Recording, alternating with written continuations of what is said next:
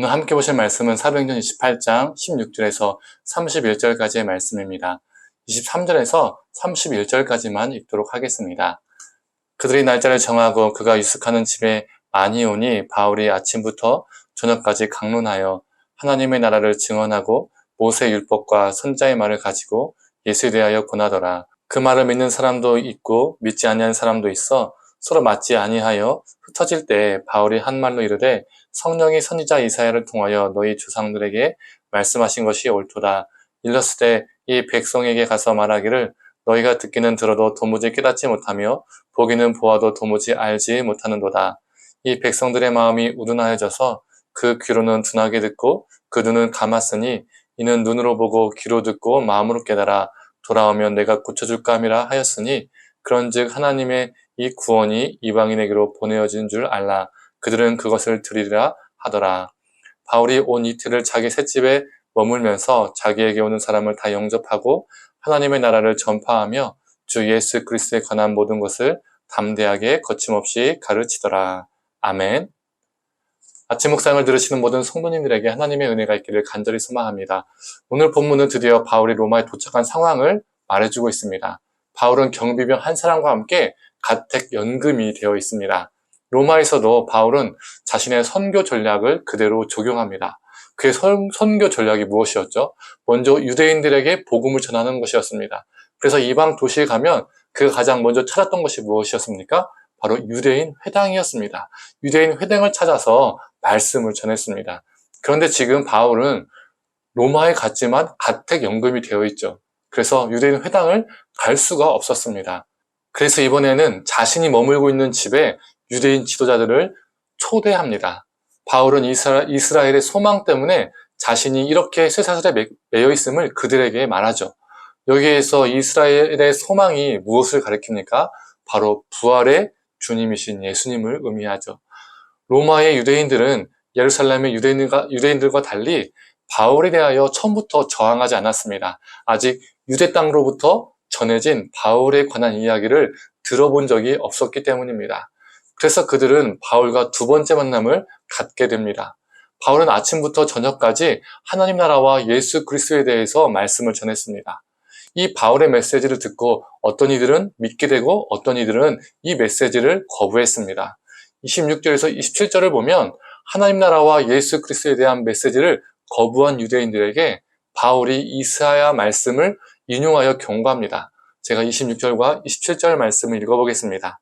이 백성에게 가서 말하기를 너희가 듣기는 들어도 도무지 깨닫지 못하며 보기는 보아도 도무지 알지 못하는도다.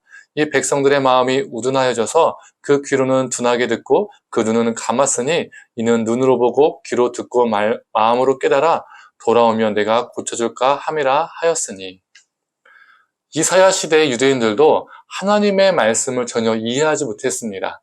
그리고 긴 시간이 흘러서 바울이 살아가는 그 시대에도 유대인들은 하나님의 말씀을 전혀 이해하지 못하는 사람들이었습니다. 하나님을 믿는다고 하면서도 하나님의 뜻을 이해하지 못했던 사람들이라는 거죠. 그 이유는 듣는 귀는 둔하고 보는 눈은 감았기 때문입니다. 즉 그들의 마음이 완고했기 때문이죠. 그런데 이게 이사야 시대에 그리고 바울 시대에만 일어나는 현상일까요? 지금 우리가 살아가고 있는 이 시대도 동일하게 이런 현상이 있죠.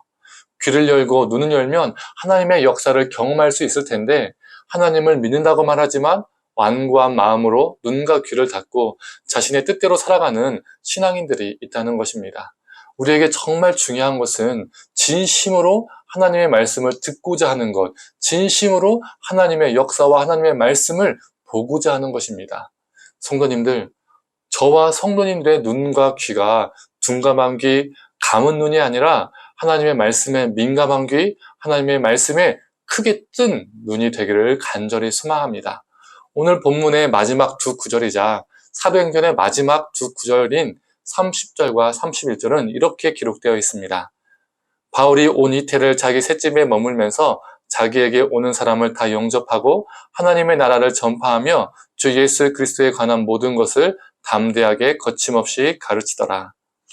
가이사 앞에서 재판을 받기 위해 바울이 로마에 끌려갔는데도 사도행전은 바울이 가이사 앞에서 어떻게 재판을 받았으며 또 어떠한 결과가 나왔는지에 대해서는 전혀 기록하지 않고 있습니다. 바울의 재판으로 그를 마무리하고 있지 않다는 거죠. 그 이유는 이 바울의 재판 결과가 사도행전의 목적이 아니기 때문입니다. 그렇다면 사도행전의 목적은 무엇일까요? 사도행전의 목적은 하나님 나라의 확장과 예수 그리스도의 복음 전파입니다. 사도행전은 인간의 거부나 어떤 세력의 방해에도 하나님 나라는 확장되고 예수 그리스도의 복음은 전파된다는 것을 말해주고 있습니다. 그리고 닫힌 결말이 아니라 열린 결말로 사도행전이 마무리됨으로써 이 사도행전 28장을 이어서 29장, 30장, 31장을 써 내려가야 하는 존재가 바로 우리임을 말하고 있습니다. 우리 보고 써 내려가라고 초대하고 있다는 것이죠. 사랑하는 성도님들, 귀를 그리고 눈을 닫고자 하는 완고한 완악한 이 시대 속에서 우리는 우리의 눈과 귀를 하나님을 향하여 열기를 소망합니다.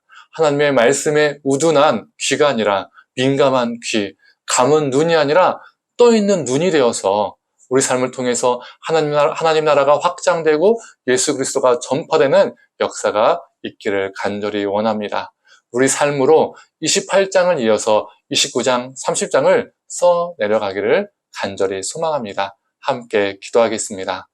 하나님, 우리의 눈과 귀가 닫혀서 하나님의 말씀을 이해하지 못하고 하나님의 말씀을 경험하지 못하는 것이 아니라 우리가 열린 귀, 뜬 눈이 되어서 하나님 말씀에 예민하게 반응하고 하나님의 말씀에 순종하며 살게 하여 주시옵소서. 이러한 말씀에 순종하고 말씀에 듣는 그 삶을 통하여서 하나님, 예수 그리스도의 복음이 전파되게 하시고 하나님 나라가 확장되는 귀한 역사가 우리 삶 가운데 있게 하여 주시옵소서. 사도행전 29장, 30장, 31장을 쭉쭉 써내려가는 우리 존재 되게 하여 주시옵소서. 감사드리며 사랑이 많으신 예수님의 이름으로 기도드립니다. 아멘.